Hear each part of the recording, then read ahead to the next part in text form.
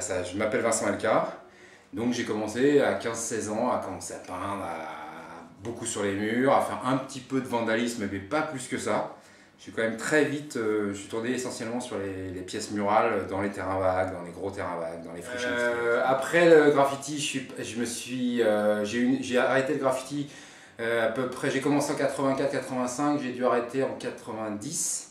91 parce que je suis parti en province, je suis parti à la première épisode de la campagne et là je me suis complètement arrêté la bombe et je me suis tourné vers... en fait j'ai fait une toute petite formation aux arts appliqués et qui m'a permis d'apprendre à dessiner parce que je savais pas du tout faire et après donc, je me suis dit tiens je vais faire une peinture beaucoup plus... Enfin pas, j'avais envie de faire une peinture plus classique. Après je suis revenu sur Paris, j'ai recommencé à faire du graffiti et vers l'âge de 30 balais en fait j'ai découvert l'ordinateur en fait, parce qu'il y avait un site, c'était très flatteur qui m'était dédié, quelqu'un avait fait un site dédié à mes murs et en fait c'est le début de vraiment le début de l'internet et c'est à ce moment là que j'achète l'ordinateur, je refais mon site et en fait pendant 10-12 ans j'ai pas lâché l'ordinateur, donc j'ai absolument arrêté la peinture. J'ai arrêté et tout ça, et donc là ça fait en fait 1 an, presque 2 ans que j'ai recommencé à peindre. Non, c'est pas ça. On pourra jamais recréer l'ambiance terrain vague dans une galerie, ou alors il faut recréer l'ambiance misogyne, totale, absolue, il n'y a quasiment pas de filles, une forme de racisme larvé entre les trucs et tout ça. Je trouve que c'est une imposture.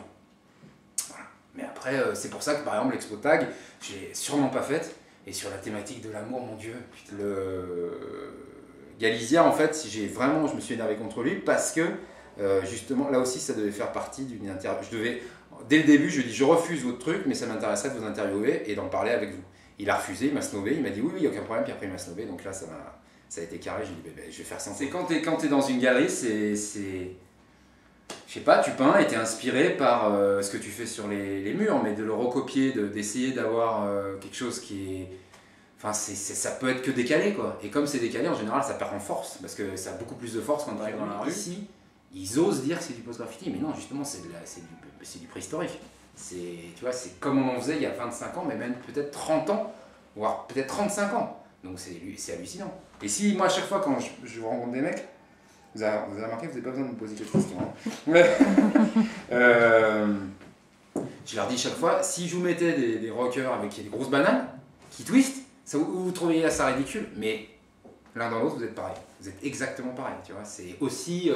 c'est kitsch, quoi. C'est has-been. Et pour alors que j'ai arrêté, c'est en plus délirant parce que le mouvement, le graffiti, la base du graffiti, il y a 2 trucs pour être le king, c'est où tu en mets partout, où tu es le plus fort au niveau du style. C'est-à-dire que tu es tout le temps en train de te renouveler. Donc le renouvellement fait partie du truc. Et bizarrement aujourd'hui, malheureusement, ils sont plus dans un produit commercial qu'on reconnaît tout de suite. Donc ils sont dans une échelle du peintre.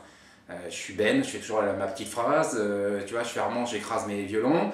Et là aujourd'hui, tous les jeunes, on voit, ils ont pris un petit truc de graffiti, et puis ils le font en série, la classe, John Wan, tout ça.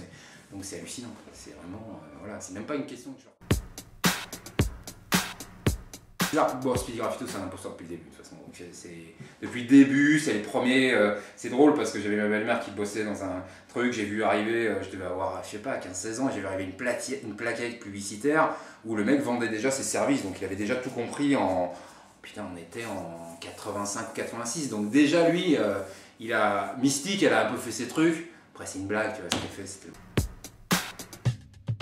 Par contre, Banksy, c'est beaucoup plus complexe parce que lui, je le connais. Et je l'ai croisé sur 2 expos où j'étais invité aussi. Et comme Shepard Fairey, qui est producteur ou qui est réalisateur du film, celui qui a fait Obey, c'est des chacals, quoi. Donc ils ont bon jeu aujourd'hui de dénoncer un système dont ils ont profité comme des... C'est vraiment le cynisme à l'anglaise le plus poussé qui soit, c'est-à-dire j'ai bien mangé et maintenant je vais vous montrer ce qu'est l'art contemporain, comment j'ai biaisé tout le monde. Et d'ailleurs il y a une vraie intelligence de marketing là-dedans, de street marketing presque.